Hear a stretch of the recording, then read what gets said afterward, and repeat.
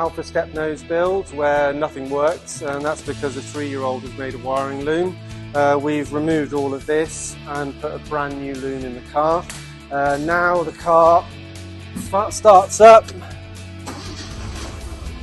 runs fine, and everything's working. So it's a real win. We're about 80% through the build. We've got carpets to put in now, door cards, and various other bits and bobs, including a new windscreen, and the project should be done.